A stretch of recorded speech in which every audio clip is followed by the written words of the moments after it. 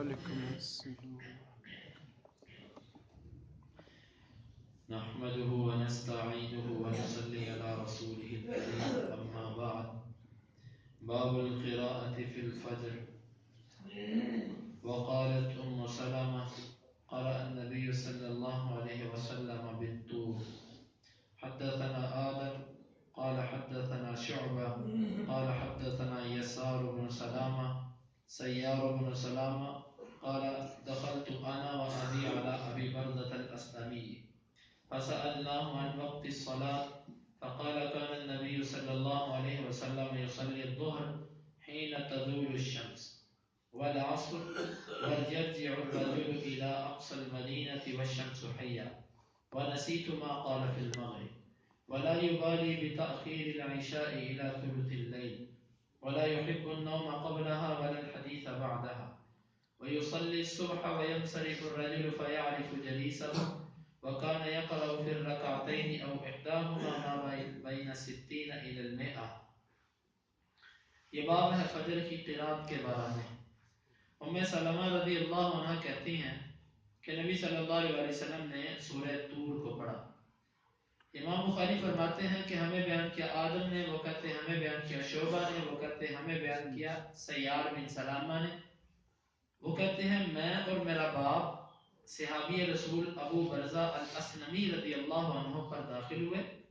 ہم نے ان سے سوال کیا نمازوں کے اوقات کے بارے میں. وہ کہنے لگے نبی صلی اللہ علیہ وسلم ظہر کی نماز پڑھا کرتے تھے جب سورج ڈھل جاتا زوال کے بعد، اور عصر کی نماز پڑھتے تھے، اور آدمی نماز پڑھ کے دور مدینے کے کونے میں اپنے گھر واپس لوٹ جاتا تو پھر بھی سورج جو تھا وہ چمکدار ہوتا تھا، زرد نہیں ہوتا تھا. وَنَسِيتُ مَا قَالَ فِي الْمَغْرِبِ، اور مغرب کا جو اس نے وقت بتایا وہ میں بھول گیا. وَلَا يُبَالِي بِتَأْخِيرِ الْعِشَاءِ إِلَى ثُلُثِ اللَّيْلِ، اور عشاء کی آپ اس کے لیٹ ہونے کی کوئی پرواہ نہیں کیا کرتے تھے رات کے تیسرے حصے تک، اس کو لیٹ کر لیتے، اس کی کوئی پرواہ نہ کرتے. وَلَا يُحِبُّ النَّوْمَ قَبْلَهَا وَلَا الْحَدِيثَ بَعْدَهَا، اور عشاء سے پہلے نیند کو آپ پسند نہیں کرتے تھے اور عشاء کے بعد باتیں کرنے کو پسند نہیں کرتے تھے. وَيُصَلِّي الصُّبْحَ، اور آپ صبح کی نماز پڑھا کرتے تھے.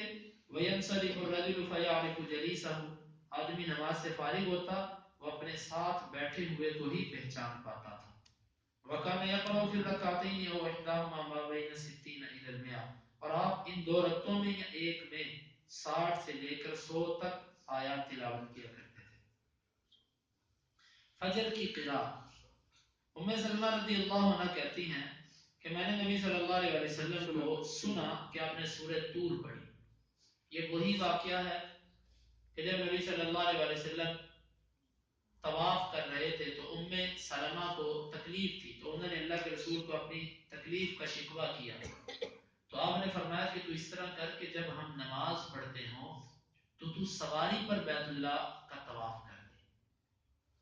یہ حدیث دلیل بھی ہے کہ جو بندہ پیدل بیت اللہ کا طواف نہ کر سکتا ہو، وہ سواری پر بیٹھ کر، آج کے دور میں وہ جو چیئر ہے اس پر بیٹھ کر وہ کر سکتا ہے طواف. لیکن اس حدیث میں اس کا ادب بھی بیان ہوا. آپ نے اس کو کہا تھا کہ جس وقت لوگ نماز پڑھتے ہوں تو لوگوں کے پیچھے سے جا کے طواف کر دے سواری پر بیٹھ کر.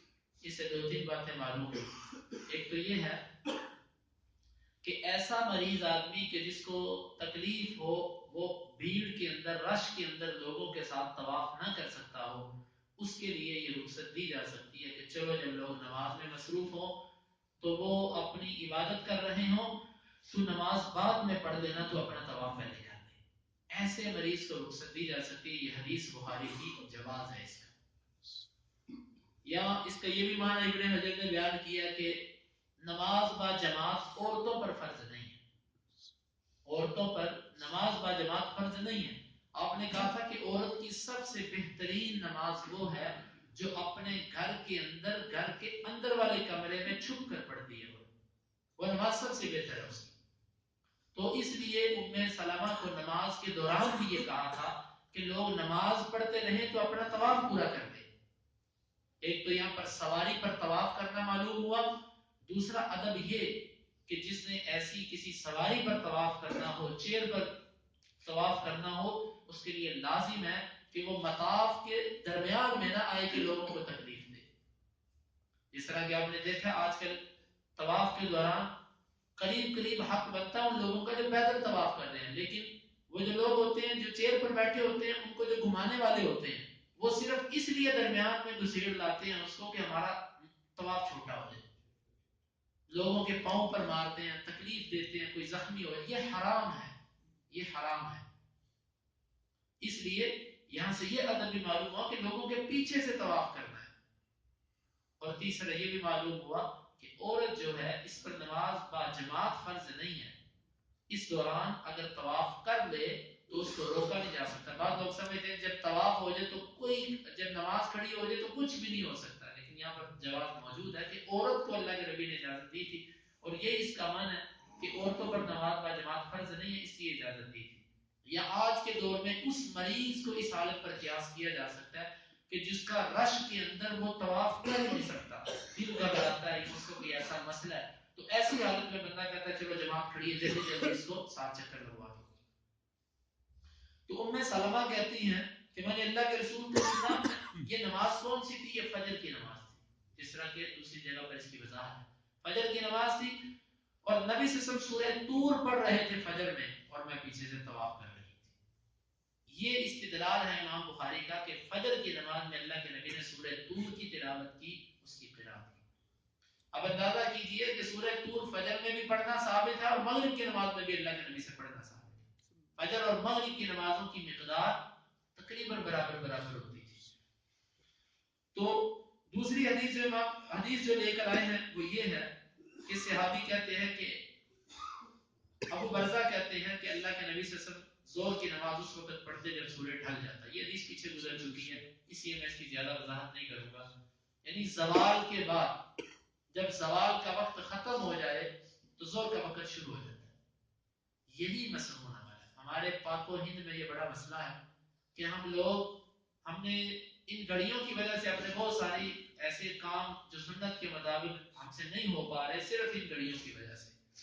آج بھی اگر آپ حرم میں جاتے ہیں، حرمین شریفین کے اندر ابھی بھی وہی سنت چلی آ رہی ہے کہ جیسے زوال ہوتا ہے اس سے 2 4 5 منٹ بعد اذان ہو جاتی ہے فوراً. اذان کا در حقیقت کوئی وقت نہیں ہے، نماز کا در حقیقت کوئی وقت نہیں ہے. جس وقت داخل ہو گیا بس نماز پڑھو. یعنی کہ حرمین میں اگر آپ دیکھتے تو روزانہ اذان کا وقت بدلتا ہے. ہمارے تو فکس کر دیے نا اتنے بجے جماعت اور اتنے منٹ پہلے تمہیں اذان کیا. لیکن ادھر جیسے جیسے وقت آگے پیچھے ہوتا جاتا ہے ایسے ایسے اذان خود بخود آگے پیچھے ہوتی جاتی ہے. ان کو بدلنے کی ضرورت نہیں، بس یہ مقرر کیا اذان کے 15 منٹ بعد 10 منٹ بعد جماعت ہو جائے گی. یہ ایک اندازہ ہے ان کا، اور یہ عمل زیادہ بہتر ہے. اللہ تعالیٰ عمل یہ آسان کر دے. تو جیسے ہی زوال ہوتا آپ زور کی نماز پڑھ لیا کرتے تھے. اور عصر صحابی کہتا ہے عصر کی نماز نبی صلی اللہ علیہ وسلم پڑھتے. ہم میں سے کوئی بندہ عصر پڑھ کے وہ واپس اپنے گھر چلا جاتا مدینے کے کونے پر تو سورج ابھی بھی کھڑا ہوتا تھا، زرد نہیں ہوا ہوتا تھا. اب 3 میل کے فاصلے پر، جو 3 4 میل تک کے فاصلے پر یہ اوالی مدینہ آتی ہیں. مدینہ کی جو بستیاں ہوتی تھی صحابہ 3 سے 4 میل کا یہ فاصلہ ہوتا تھا، اور وہ پیدل اس کو بندہ شمار کرے.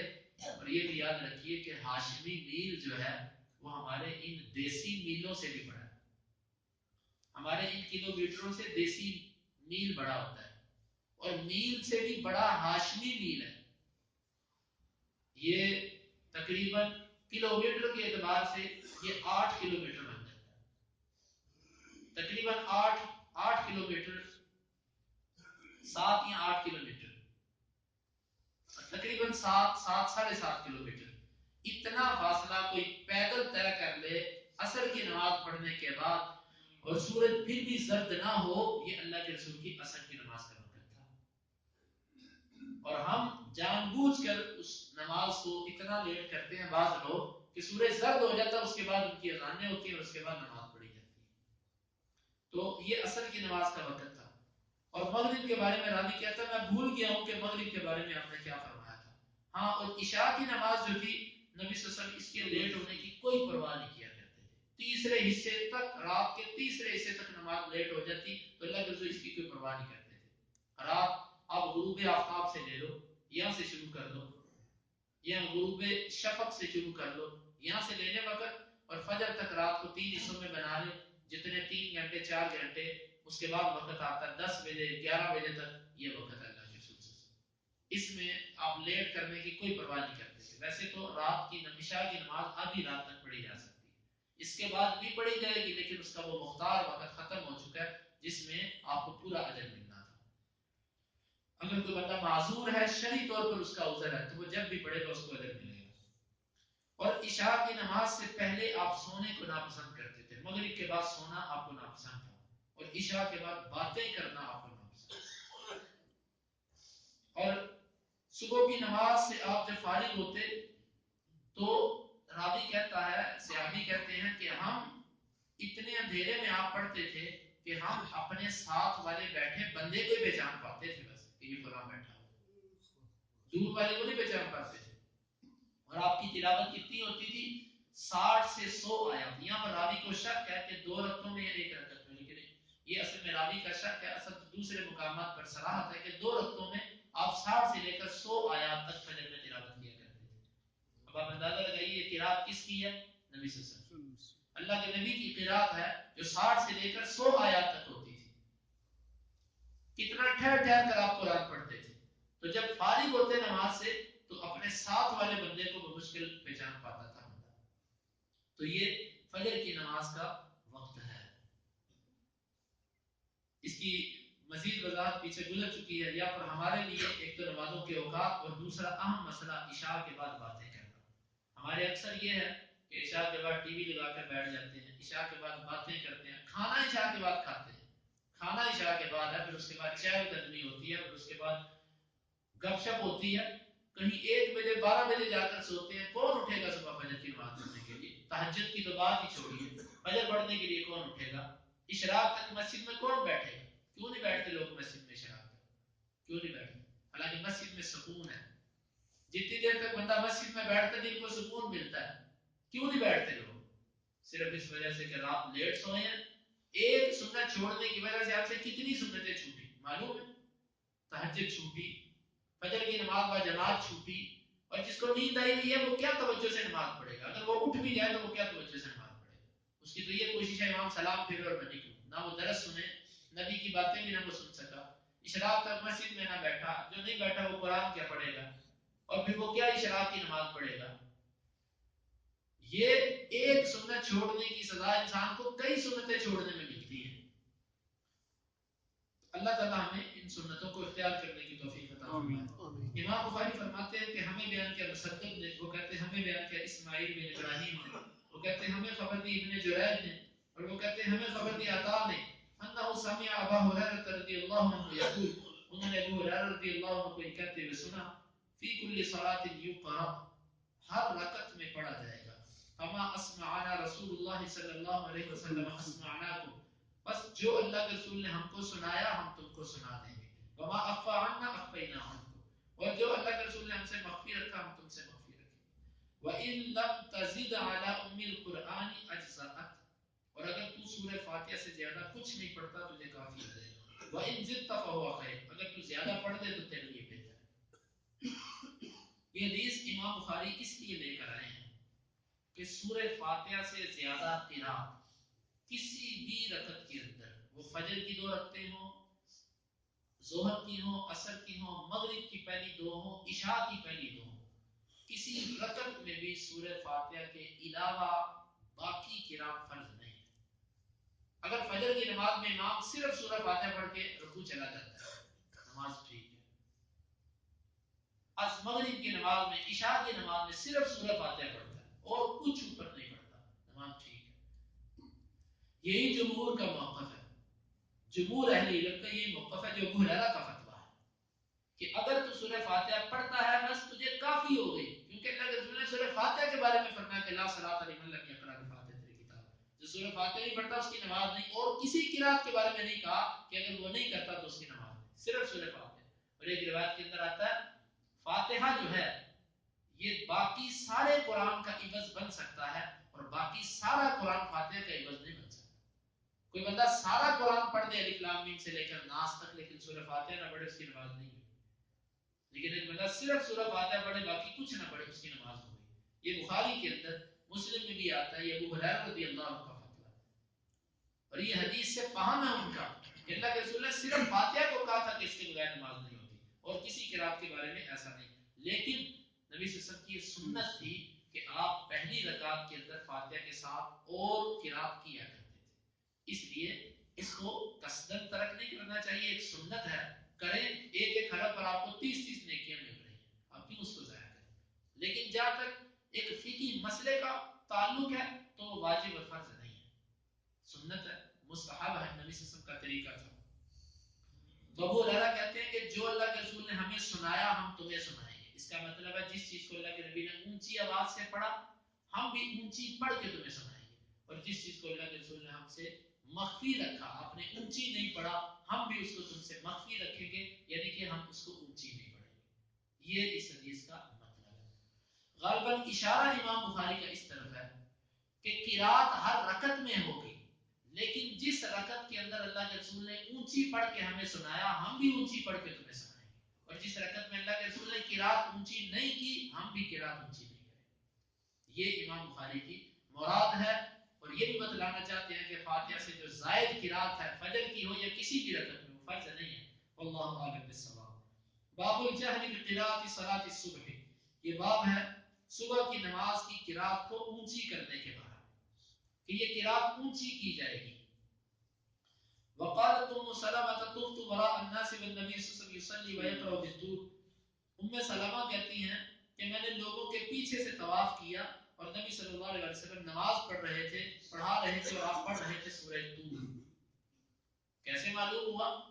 ام سلمہ آخر میں چکر لگا رہی ہے، ظاہر ہے انہوں نے اللہ کے نبی کی قرات کو سنا تو انہوں نے کہا کہ سورہ طور پڑھ رہے تھے، تو یہی امام بخاری کا استدلال ہے کہ فجر کی قرات اونچی کی جائے گی، پست نہیں کی جائے گی۔ حدیث امام بخاری فرماتے ہیں ہمیں بیان کیا مسدد نے، وہ کہتے ہیں ہمیں بیان کیا ابو عوانہ نے، وہ ابو بشر سے، اور وہ ابو بشر کون ہے؟ وہ جعفر بن ابی وحشیہ ہے، وہ سعید بن جبیر سے، اور وہ ابن عباس رضی اللہ عنہ سے، وہ کہتے ہیں انطلق النبی صلی اللہ علیہ وسلم فی طائفة من اصحابہ عامدین الی سوق عکاظ، رسول اللہ صلی اللہ علیہ وسلم ایک جماعت کی طرف گئے اپنے صحابہ میں سے، آپ ارادہ رکھتے تھے عکاظ کے بازار کی طرف جانے کا۔ وقد حیل بین الشیاطین و بین خبر السماء، آسمان اور جنوں کے درمیان جو آسمان کی خبریں یہ لیا کرتے تھے اس میں رکاوٹ حائل کر دی گئی۔ وارسلت علیہم الشہب، اور ان کے اوپر انگارے پھینکے گئے آگ کے۔ فرجعت الشیاطین الی قومہم، جو شیطان آسمان پر جا کر خبریں معلوم کیا کرتے تھے وہ اپنی قوم کی طرف واپس آئے۔ فقالوا ما لکم، وہ اپنے دوسرے جن بھائیوں سے کہنے لگے تمہیں کیا ہے؟ قالوا حیل بیننا و بین خبر السماء، وہ کہنے لگے ہمارے درمیان اور آسمان کی خبروں کے درمیان کوئی رکاوٹ آ گئی ہے۔ وارسلت علینا الشہب، اور ہمیں انگارے مارے گئے ہیں۔ قالوا ما حال بینکم و بین خبر السماء الا شیء حدث، انہوں نے کہا نہیں حائل ہوئی تمہارے درمیان اور آسمان کی خبروں کے درمیان مگر کوئی نئی چیز پیدا ہوئی ہے۔ فَاضْرِبُوا مَشَارِقَ الْأَرْضِ وَمَغَارِبَهَا فَانظُرُوا مَا هَذَا الَّذِي حَالَ بَيْنَكُمْ وَبَيْنَ خَبَرِ السَّمَاءِ، تم مشرق اور مغرب میں چلو، تلاش کرو یہ کیا چیز ہے جو تمہارے اور آسمان کی خبروں میں رکاوٹ بن گئی ہے۔ فَانْصَرَفَ أُولَٰئِكَ الَّذِينَ تَوَجَّهُوا نَحْوَ تِهَامَةَ، بس لوٹے یہ جو متوجہ ہوئے تہامہ کی طرف، الی النبی صلی اللہ علیہ وسلم، اللہ کے نبی کی طرف، وَهُوَ بِنَخْلَةَ، نبی صلی اللہ علیہ وسلم نخلا مقام پر تھے، عامدین الی سوق عکاظ، آپ عکاظ کے بازار کی طرف جانے کا ارادہ رکھتے تھے۔ وہو یصلی باصحابہ صلاۃ الفجر، اور آپ اپنے صحابہ کو فجر کی نماز پڑھا رہے تھے۔ فلما سمعوا القرآن استمعوا له، جب ان جنوں نے قرآن کو سنا تو اس کو کان لگا کر سنا۔ فقالوا هذا والله الذي حال بينكم وبين خبر السماء، وہ کہنے لگے اللہ کی قسم یہی ہے وہ چیز جو تمہارے اور آسمان کی خبروں میں رکاوٹ بن چکی ہے۔ فهناك حين رجعوا الى قومهم، بس وہیں سے وہ اپنی قوم کی طرف واپس لوٹے۔ فقالوا یا قومنا، انہوں نے آ کر اپنی قوم سے یہ بات کہی، انا سمعنا قرآنا عجبا، ہم نے ایک عجیب قرآن سنا ہے، یہدی الی الرشد، وہ بھلائی کی طرف بلاتا ہے، بھلائی کی طرف رہنمائی کرتا ہے۔ فآمنا بھی، بس ہم اس پر ایمان لے آئے ہیں۔ ولن نشرک بربنا احدا، اور ہم اپنے رب کے ساتھ کسی کو شریک نہیں بنائیں گے۔ فانزل اللہ تعالی علی نبیہ، اللہ تعالیٰ نے اپنے نبی پر نازل کر دیا قل اوحی الیہ، آپ کہہ دیجئے میری طرف وحی کی گئی، یہ سورت نازل کر دی وَإِنَّمَا أُوحِيَ إِلَيْهِ قَوْلُ الْجِنِّ، اور آپ کی طرف وحی کیا گیا جنوں کا قول۔ خلاصہ اس حدیث کا کہ جن جو تھے وہ آسمان سے جا کر خبریں معلوم کیا کرتے تھے پہلے، ستارے پہلے بھی تھے لیکن ستارے پہلے ان کو لگتے نہیں تھے، ستارے پہلے ٹوٹتے نہیں تھے جب، اور ان کے چڑھنے کا طریقہ یہ ہوتا تھا ایک جن دوسرا اس کے اوپر کھڑا ہوا، تیسرا اس کے اوپر، چوتھا اس کے اوپر، یوں ایک دوسرے پر چڑھتے چڑھتے سیڑھی بنا کر یہ آسمان تک جاتے، اور اللہ تعالیٰ جو حکم جبریل کو دیتے، جبریل آگے جو حکم آسمان دنیا والے فرشتوں کو دیتے کہ زمین کے اندر یہ کام کر دو، تو وہ یہ جنات کیا کرتے، آسمان کی خبر سنتے اور نیچے آ کر اس کاہن نجومی جس کے لیے شاگرد اور غلام ہوتے تھے اس کو یہ آ کر بتلا دیتے کہ آسمان پر یہ بات کی گئی ہے۔ وہ کاہن کیا کرتا، ایک خبر کے ساتھ 100 جھوٹ ملا کر لوگوں میں پھیلا دیتا۔ یہ جنات اس سلسلے پر چل رہے تھے۔ جب نبی صلی اللہ علیہ وسلم پر وحی شروع ہوئی 40 سال کے بعد، تو آپ اندازہ کیجئے کہ اللہ تعالیٰ نے اس دین کی حفاظت کیسے کی۔ اس لیے ہمارا یقین ہے کہ نبی کی کہی ہوئی بات کے اندر، حدیثوں میں بھی بعض لوگ کہتے ہیں جی آپ جس حدیث کو چاہو ضعیف کہہ دو، جس کو چاہو صحیح کہہ دو، ٹھیک ہے، یہ آپ کی منہ کی بات ہے نا، حقیقت کے اندر نبی کی جو صحیح احادیث ہیں وہ آج تک ضعیف نہیں ہو سکی، ہمارا یہ یقین ہے، کیونکہ اللہ تعالیٰ نے دین کی حفاظت کا ذمہ لیا ہوا ہے، اور دین کی حفاظت کا ذمہ تبھی پورا ہوتا ہے، قرآن کی حفاظت تبھی ہو سکتی ہے جب حدیث کی حفاظت ہو۔ کیوں؟ حدیث قرآن کے معنی کو بیان کرتی ہے، اگر معنی غلط ہو جائے، معنی محفوظ نہ رہے تو قرآن کیسے محفوظ رہ سکتا ہے؟ اس لیے احادیث بھی نبی کی پوری محفوظ ہے، کوئی نبی کی حدیث ضعیف نہیں ہے، ہاں جو ضعیف ہیں وہ نبی کی حدیثیں نہیں ہیں۔ بعض لوگ کہتے ہیں تم نے نبی کی حدیث کو ضعیف کہہ دیا، ان کو اتنا پتہ ہی نہیں، نبی کی حدیث کو ضعیف نہیں کہتے، جو نبی کی طرف بات منسوب ہے ہم اس کو ضعیف کہتے ہیں۔ نبی کی بات کبھی ضعیف نہیں ہوتی، ہمارا یہ یقین ہے کہ نبی کی ایک سنت ہو اور وہ ضعیف ہونے کی وجہ سے پیچھے رہ جائے، یہ نہیں ہو سکتا، کیونکہ اللہ نے حفاظت کا ذمہ لیا ہوا۔ تو جنوں نے کہا یہ کیا مسئلہ ہے، اب ہم اوپر جاتے ہیں تو ہمیں ستارے لگتے ہیں، ستارہ آتا لگتا جن کو مار دیتا، اس کو جلا کے رکھ دیتا۔ انہوں نے کہا یہ معاملہ کیا ہے، اب ہم باتیں کیوں نہیں سن سکتے آسمان کی؟ انہوں نے کہا زمین پر دیکھو، چلو پھرو، تلاش کرو اس کی وجہ کیا ہے۔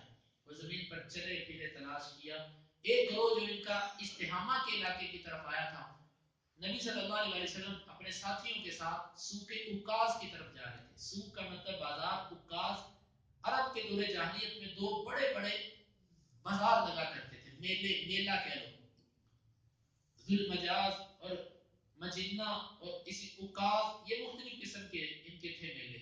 عکاظ کے بازار کی طرف آپ جا رہے تھے تو آپ راستے میں فجر کی نماز پڑھا رہے تھے، صاحب قرآن کی تلاوت ہو رہی تھی، جنوں کی جماعت گزر رہی تھی، اچانک انہوں نے کہا یہ کیا ہے، انہوں نے کوئی قرات سنی، رک گئے، جب انہوں نے پورے قرآن کو سنا تو وہ کہنے لگے یقیناً یہی وہ بات ہے کہ جس کی وجہ سے ہمارے اوپر آسمان کی خبریں بند کر دی گئی۔ انہوں نے سنا، دیکھو کیسے خوش قسمت جن تھے۔ ایمان جو ہے نا، ایمان جب کسی کے دل میں آتا ہے تو پھر اس کو خود ہی آداب بھی سکھا دیتا ہے، خود ہی اس کو آداب بھی سکھا دیتا ہے۔ وہ اقبال نے کہا نا اسماعیل علیہ السلام کے بارے میں کہ یہ مکتب کی کرامت تھی یا آداب، یہ یعنی کہ سکھائے کس نے؟ ابراہیم اسماعیل کو آداب فرزندی، یہ ابراہیم اسماعیل کو آداب فرزندی کس نے سکھائے؟ میں یہ کہتا ہوں کہ جب کسی کے دل میں ایمان آتا ہے نا، ایمان، اس کو ادب خود بخود آ جاتا ہے، خود بخود اس کو پتہ چل جاتا ہے اس کا احترام کرنا ہے، اس کا نہیں کرنا، یا پر خام۔ یہ اللہ نے ایمان کے ساتھ یہ ایک ایسا سسٹم جسم میں فٹ کیا ہوا۔ یہ جن ہیں، شیاطین ہیں، جن کا مزاج ہی سرکشی ہے، قرآن سنا، دل میں ایمان اترا، ساتھ ہی کہنے فاستمعوا، خاموش ہو جاؤ، خاموش ہو کر قرآن سنو، خاموش ہو کر انہوں نے قرآن سنا تو ساتھ ہی کہنے لگے قرآن عجب، عجیب قرآن ہے، یہدی الی الرشد، بھلائی کی طرف رہنمائی کر رہا ہے۔ آمنا بھی، ہم اس پر ایمان لے آئے، ولن نشرک بربنا احد، اپنے رب کے ساتھ کسی کو ہم شریک نہیں بنائیں گے، اور قوم کو جا کر دعوت بھی دینا شروع کر دی کہ آؤ تم بھی ایمان کی طرف۔ یہ ہے وہ واقعہ۔ امام بخاری کا یہاں سے استدلال کیا پوری حدیث سے؟ امام بخاری کا استدلال یہ کہ اللہ کے رسول اونچی فجر کی قرات کر رہے تھے اور انہوں نے اس کو سن لیا اور وہ رک گئے، اس لیے فجر کی قرات اونچی ہونی چاہیے، یہ امام بخاری کا استدلال۔ اگلی مختصر حدیث بھی اسی کے متعلق ہے. امام بخاری فرماتے ہیں ہمیں بیان کیا مسدد نے، وہ کہتے ہیں ہمیں بیان کیا اسماعیل نے، وہ کہتے ہیں ہمیں بیان کیا ایوب نے اکرمہ سے اور ابن عباس سے. وہ کہتے ہیں قرأ النبی صلی اللہ علیہ وسلم فیما امر وسکت فیما امر. اللہ کے نبی کو جہاں پر حکم ہوتا تھا آپ اونچی پڑھتے تھے اور جہاں پر آپ کو حکم ہوتا تھا آپ آہستہ پڑھتے تھے. وما كان ربك نسيا، اور تیرا رب بھولا ہوا نہیں ہے. لقد كان لكم في رسول الله اسوة حسنة، اور تمہارے لیے اللہ کے رسول بہترین نمونہ ہے. ابن عباس کی حدیث کا مطلب یہ ہے کہ جہاں پر اللہ کے رسول کو حکم دیا گیا آپ نے اونچی قرات، فجر کی 2 رکعتوں میں، مغرب کی پہلی 2 رکعتوں میں، عشاء کی پہلی 2 رکعتوں میں، اور جہاں پر اللہ کے رسول کو حکم دیا گیا خاموش رہنے کا آپ وہاں پر خاموش ہوئے. جہاں پر خاموش ہوئے یہ نہیں کہ اللہ یہ کہنا بھول گیا تھا نعوذ باللہ کہ یہاں پر اونچی قرات کرو، نہیں، قرات بھولا ہوا نہیں ہے، بلکہ جہاں پر اس نے خاموش رہنے کا حکم دیا اس میں کوئی حکمت ہے، اور جہاں پر قرات کرنے کا حکم دیا وہاں پر بھی حکمت ہے. یہی ہمارے لیے حکم ہے کہ امام بھی اسی طریقے کو اختیار کرے گا. فجر کی رکعت میں جو اونچی قرات کی جائے گی یہ اللہ کا حکم ہے، باقی نمازوں میں جو آہستہ کی جائے گی وہ اللہ کا حکم ہے. اللهم انفعنا بما علمتنا وعلمنا ما ينفعنا وزدنا علما. اللهم اقسم لنا من خشيتك ما تحول به بيننا وبين معصيتك، ومن طاعتك ما تبلغنا به جنتك، ومن اليقين ما تهون به علينا مصائب الدنيا. متعنا اللهم بأسماعنا وأبصارنا وقواتنا أبدا ما أحييتنا، واجعله الوارث منا، واجعل ثأرنا على من ظلمنا، ولا تجعل مصيبتنا في ديننا، ولا تجعل الدنيا أكبر همنا ولا مبلغ علمنا، ولا تسلط علينا من لا يرحمنا. وآخر دعوانا أن الحمد لله.